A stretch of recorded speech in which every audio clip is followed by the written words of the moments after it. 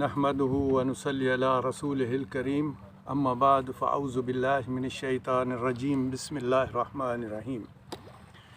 میرے عزیز ناظرین و سامعین، ہم ایک سلسلہ شروع کر چکے تھے 2-4 دن پہلے سے کہ انسان اس دنیا میں کیوں آیا، اسے کیوں بنایا گیا، اس کی کیا وجوہات تھیں۔ تو اس میں ہم نے بیان کیا تھا کہ جب آدم علیہ السلام سے وہ ان تمام چیزوں کے نام پوچھے گئے جو کسی اور مخلوق کو نہ ہی سکھائے گئے تھے نہ ہی ان کو کوئی علم تھا۔ اینی ہاؤ، کیونکہ اللہ تعالیٰ کا جو منشا تھا، جو مقصد تھا انسان کو بنانے کا، اپنا نیب بنانے کا، اس کا مقصد یہ تھا کہ انسان جو ہے وہ اشرف المخلوقات ہوگا، یعنی کائنات کی ہر چیز سے بہترین جو مخلوق ہوگی وہ انسان ہوگا۔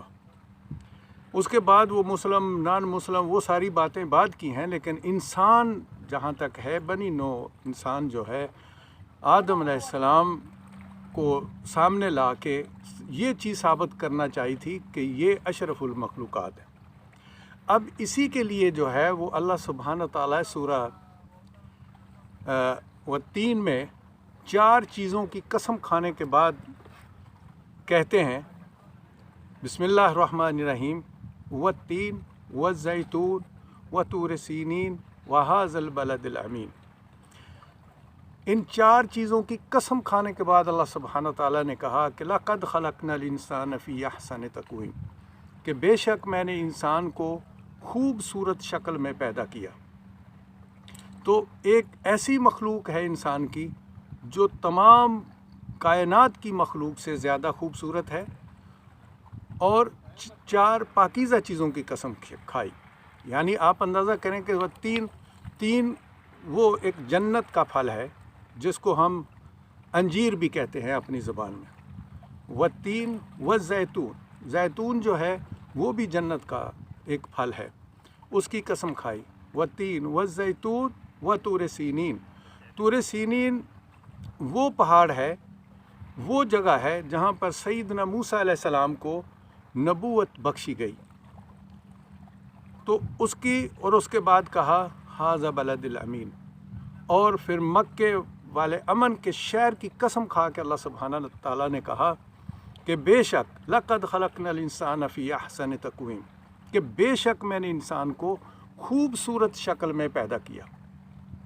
تو جس کے لیے اللہ سبحانہ تعالیٰ 4 بڑی چیزوں کی قسم کھا کے کہتے ہیں کہ اتنی خوبصورت شکل میں پیدا کیا، اللہ سبحانہ تعالیٰ کسی صورت نہیں چاہتے کہ یہ انسان جہنم میں چلا جائے، لیکن اسے بنایا، تمام مخلوقات جو تھی کائنات کی اس سے سب سے اوپر رکھا اور اسے نام دیا اشرف المخلوقات کا۔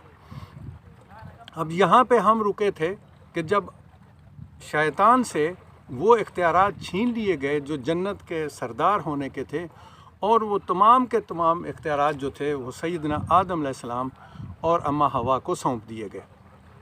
لیکن شیطان نے اس وقت کہا تھا کہ رب العالمین تو مجھے اجازت دے اس دن تک جب تو مردوں کو زندہ کر کے اٹھائے گا، یعنی قیامت کے دن تک میں تیرے راستے پہ انسانوں کو نہیں چلنے دوں گا، تیرے راستے سے ان کو روکوں گا۔ تو اللہ سبحانہ تعالیٰ بھی چونکہ جلال میں تھے تو انہوں نے اسے کہا کہ تجھے اجازت دی جاتی ہے، لیکن میرے بندوں پر، میرے خاص بندوں پر آپ کا کوئی اثر نہیں ہوگا۔ لیکن سب سے پہلے شیطان نے بسم اللہ جو ہے وہ آدم علیہ السلام سے کی۔ اب جب اللہ سبحانہ تعالیٰ نے آدم علیہ السلام اور اماں حوا کو جنت دے دی اور کہا کہ شیطان کا کہا مت ماننا، یہ تمہارا سب سے بڑا دشمن ہے، لیکن شیطان نے کیا کیا؟ اس نے اپنا وار کر دیا۔ طریقہ کیا ہوا کہ سیدنا آدم علیہ السلام نے صرف دل میں یہ سوچا کہ جب پوری جنت دے دی ہے تو اس درخت سے کیوں منع کیا ہے؟ وہ جو کیوں کا ہوتا ہے نا، اس کو عربی میں بولتے ہیں وسوسہ۔ تو یہ جو وسوسہ تھا ان کے دل میں آیا تو شیطان کو موقع مل گیا، کیونکہ شیطان جنت کا سردار تھا اور اس کے پاس سارا علم بھی تھا، ظاہر ہوئے کتنے عرصے سے اس جنت کا وہ سردار تھا۔ تو شیطان فوراً گیا آدم علیہ السلام کے پاس، اس نے کہا کہ اگر آپ مجھے اجازت دیں تو میں آپ کو اس درخت کی اہمیت بتا دیتا ہوں۔ یعنی اس نے بڑا ایک بہترین طریقہ اختیار کیا۔ یہی وجہ ہے کہ انسان جو ہے وہ حلال کی بجائے حرام کی طرف زیادہ جاتا ہے۔ اب دیکھیں نا، عورت گھر میں ایک عورت ہے، بیوی ہے انسان کی، صاف ستھری ہے، وہ اس کی بجائے جو روڈ پہ چلنے والی عورت ہے اس کی طرف زیادہ وہ کشش کرتا ہے، اس کی طرف زیادہ جائے گا۔ حالانکہ جو باہر والی عورت ہے اس کے پاس بھی وہی چیز ہے جو اس کے گھر میں بیٹھی ہوئی ہے، جو گھر میں بیٹھی ہے وہ صاف ستھری چیزیں لے کے بیٹھی ہوئی ہے، لیکن وہ زنا کی طرف راغب ہو جائے گا اور اپنی عورت کو پیچھے چھوڑ دے گا۔ تو شیطان کیا کرتا ہے کہ بری چیزوں کو انسان کے سامنے اچھا کر کے دکھاتا ہے، جس وجہ سے انسان اس کے چکر میں آ جاتا ہے۔ تو اللہ سبحانہ تعالیٰ نے آدم علیہ السلام اور اماں حوا کو جنت میں داخل کرنے سے پہلے، اختیارات جنت کے دینے سے پہلے کہا کہ شیطان کے بہکاوے میں مت آنا، یہ تمہارا سب سے بڑا دشمن ہے۔ اب شیطان کو بھی پتہ تھا کہ اس چکر کیسے دینا ہے۔ اس نے آدم علیہ السلام سے کہا کہ میں آپ کو اس کی اہمیت بتا دیتا ہوں، یہ نہیں کہا کہ کیا ہوگا۔ تو آدم علیہ السلام نے کہا کہ چلیں، اہمیت پوچھنے میں کیا فرق ہے، یہ یہاں پہ تھا، اس کو پتہ ہے کہ یہ کیا چیز ہے۔ تو اتنے چکر میں ڈالا کہ کہا کہ اگر آپ نے یہاں کا اس کا پھل کھا لیا تو یا تو آپ فرشتوں میں سے ہو جائیں گے یا پھر آپ کو کبھی موت نہیں آئے گی۔ تو اس طرح یہ صورتحال جب پیدا ہوئی تو انسان ایک فطرتاً لالچی ہے، اس کی عجیب قسم کی طمع اس کے سامنے آ جاتی ہے۔ کسی کو آپ یہ کہیں کہ یہ پورا کمرہ آپ کا ہے، ہر چیز آپ کی ہے، لیکن اس ریموٹ کو نہیں پکڑنا، تو وہ سارے کمرے کو چھوڑ دے گا، کتنا قیمتی چیزیں پڑی ہوں گی وہ اس ریموٹ کے پیچھے پڑ جائے گا کہ اس سے منع کیوں کیا۔ تو یہ جب ایسا ہوا تو وہ ایسے چکر میں لگایا ان کو کہ انہوں نے وہ پھل کھا لیا۔ اس ذکر آتا ہے قرآن پاک میں کہ ذاقن شجرہ، یعنی اس درخت کا پھل کھا لیا۔ جب کھا لیا تو ان کی شرمگاہیں ننگی ہو گئیں اور وہ جنت کے پتے توڑ کر اپنے آپ کو چھپانے لگ گئے اور پھر روتے رہے، چیختے رہے۔ پھر اللہ سبحانہ تعالیٰ فرماتے ہیں کہ میں نے ہی آدم کو توبہ کے کلمات سکھا دیے۔ پھر آدم علیہ السلام کو توبہ کے کلمات سکھائے، جس کا ترجمہ یہ ہے کہ سورہ بقرہ میں ہے کہ اللہ تعالیٰ سے دعا کی کہ رب العالمین، ہم نے اپنی جانوں پر ظلم کر لیا ہے، یعنی میں نے اور اماں حوا نے، اگر آپ نے ہمیں معاف نہ کیا تو ہم خسارہ پانے والوں میں ہو جائیں گے۔ تو اللہ سبحانہ تعالیٰ نے ان کی توبہ قبول کی۔ یہاں میں یہ بھی بتاتا چلوں، جو اللہ نے مجھے علم دیا اس کے مطابق میں یہ کہنا چاہتا ہوں کہ اگر ان سے یہ غلطی نہ ہوتی، آج ہم سے غلطیاں ہوتی تو ہم اللہ سے کیسے بخشواتے۔ تو ان کی یہ جو لغزش تھی، یہ جو غلطی تھی، یہ ہمارے لیے کل کی آنے والے وقت میں ہمارے لیے ایک سہولت تھی۔ اسی لیے اللہ تعالیٰ فرماتے ہیں کہ جب آپ سے کوئی غلطی ہو جائے تو فوراً توبہ کی طرف جو ہے وہ دوڑ پڑو، میں غفور الرحیم ہوں، میں آپ کو معاف کر دوں گا۔ تو یہاں پہ جب سارا یہ سلسلہ ہو گیا، اللہ نے توبہ قبول کر لی، اب یہاں پہ اللہ سبحانہ تعالیٰ نے کہا کہ اب تم سب یہاں سے نکل جاؤ۔ یہ بھی سورہ بقرہ کی آیات ہیں کہ اب تم سب یہاں سے نکل جاؤ اور زمین پر چلے جاؤ۔ پہلا بھی تو بات وہی تھی نا کہ میں زمین پر ایک خلیفہ بنانے والا ہوں، آپ لوگوں کی کیا صلاح ہے۔ تو یہاں سے سلسلہ زمین کا شروع ہوا۔ اللہ سبحانہ تعالیٰ نے کہا کہ اب تم سب یہاں سے، اس سب سے مراد جنات بھی نکل گئے اور انسان بھی نکل گیا، بولا اب زمین پہ جاؤ، تم لوگ قیامت تک وہیں پہ پیدا ہوں گے، وہیں پہ مرو گے، وہیں سے میں اٹھاؤں گا۔ تو یہ ساری چیزیں مقرر کر کے اللہ سبحانہ تعالیٰ نے آدم علیہ السلام کو اور جنات کو سب کو جنت سے نکال کر زمین پر بھیج دیا۔ یہ وہ وقت تھا جب شیطان کو بھی جنت سے نکال دیا گیا تھا، پہلے اس سے اختیارات لیے گئے تھے، وہ جنت میں موجود تھا۔ ہمارے کچھ عالم دین یہ کہتے رہتے ہیں، پر پتہ نہیں کہاں سے پڑھتے ہیں، میں نہیں جانتا ہوں، لیکن ایسا نہیں تھا۔ یہ آدم علیہ السلام کی توبہ کے بعد سب کو وہاں سے نکالا گیا اور نکالنے کے بعد زمین پر بھیج دیا گیا۔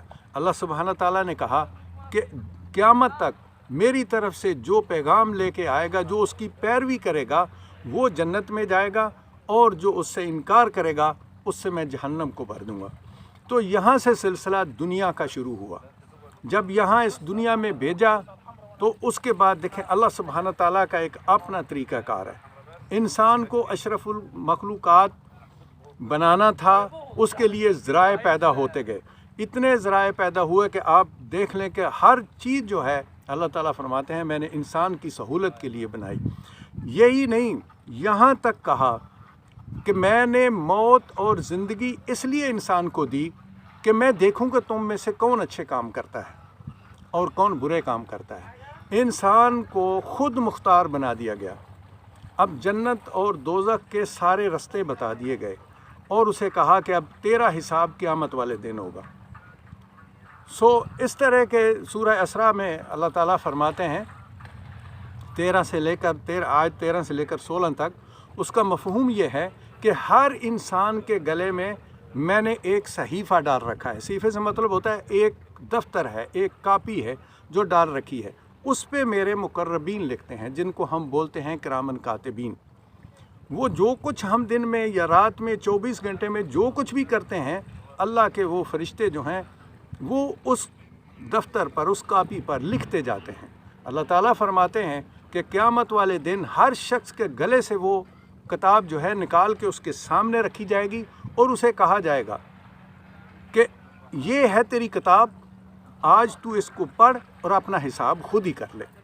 ये जो लोग कहते हैं ना कि कुछ ऐसे बदबख्त हैं, वो कहते हैं कि देखें मैं गुनाह कर रहा हूँ, अगर अल्लाह नहीं चाहता तो मैं गुनाह नहीं करता। कुछ लोग कहते हैं कि अल्लाह कहता है मेरी इजाज़त के बगैर पता भी नहीं हिलता, तो मैं ये ज़िना कर रहा हूँ, तो मैं नाउज़ बिल्लाह वो अल्लाह पर डालते हैं। ऐसा नहीं है। अल्लाह ताला ने इंसान को ख़ुद मुख्तार बनाया, इंसान को वो इख्तियारात दिए, उसको अच्छाई और बुराई दोनों चीज़ें बता दी और फिर कहा कि अब तुम्हारा अपना हिसाब है, जो भी तुम करोगे क़यामत वाले दिन मैं तुझे तेरे सामने रख के तुझे ही कहूँगा कि पढ़ के सुना। ये जो हमारा जिस्म है ये हमारे ख़िलाफ़ गवाहियाँ देगा। तो कहने का मकसद है मेरे भाई, मेरे अज़ीज़, मेरे दोस्त, मेरे माँओं और बहनों को, सबको मैं कहता हूँ कि देखें ये दुनिया जो है ये आर्जी है। यहाँ पे हम भेजे गए हैं ताकि अल्लाह देख सके कि कौन कैसे काम करेगा। अच्छे करेगा तो उसको जन्नत मिलेगी, बुरे करेगा तो उसको जहन्नम मिलेगी। तो ये है इंसान के यहाँ भेजने का मकसद। पहला वार जो शैतान ने किया, फिर उसी बात पे आते हैं, वो आदम अलैहिस्सलाम पर किया। उसके बाद अल्लाह ताला कुरान पाक में बार बार फरमाते हैं कि शैतान और उसकी औलाद से बचो, वो तुझे वहाँ से देखते हैं जहाँ से तुम उनको नहीं देख सकते। तो ये वो तरीका है जो बार बार अल्लाह ताला ने कहा कि शैतान के शिकंजे में मत आना, इसने तुम्हारे माँ बाप को जन्नत से निकाल दिया था। तो वो सारा सिस्टम जो बना वो इस तरीके से था। आप लोगों ने देखा होगा, सब देखते होंगे, कभी कभी आसमान की तरफ रात को लेटते हैं, देखते हैं, तो वहाँ ऐसा लगता है कोई एक तारा जो है ना वो टूट कर नीचे गिरा है। इसको बोलते हैं शहाब साकब। तो ये क्या है? अल्लाह ताला कुरान पाक में फरमाते हैं कि ये जब शैतान, पहले क्या होता था कि ये जो जिन होते थे, ये अल्लाह और फरिश्तों के दरमियान जो मीटिंग होती थी, जो गुफ्तगू होती थी, उसको सुन लेते थे। तो उसके बाद अल्लाह ताला ने एक दीवार बना दी और यहाँ तक कहा कि ये जब इकट्ठे होते हैं और कोई चोरी छुपे से आसमान की इन चीज़ों को, अल्लाह और उसके मलाइका की कहानियों को सुनना चाहते हैं, तो अल्लाह ताला मलाइका को हुक्म देते हैं कि इस आग के अंगारे को पकड़ो और इसको मारो।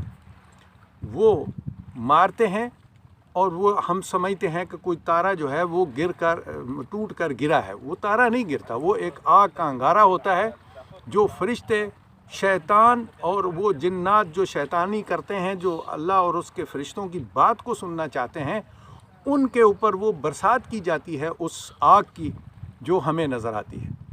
तो ये मेरे मोहतरम कहने का मकसद ये था कि हम इस दुनिया में कुछ करने के लिए आए। ये जो कुछ हम कर रहे हैं कि सुबह निकले, रोटी पकाई, शाम को आए, नमाज नहीं पढ़ी, अल्लाह की तरफ नहीं गए, ये हमारे काम नहीं है। ये काम का एक हिस्सा है।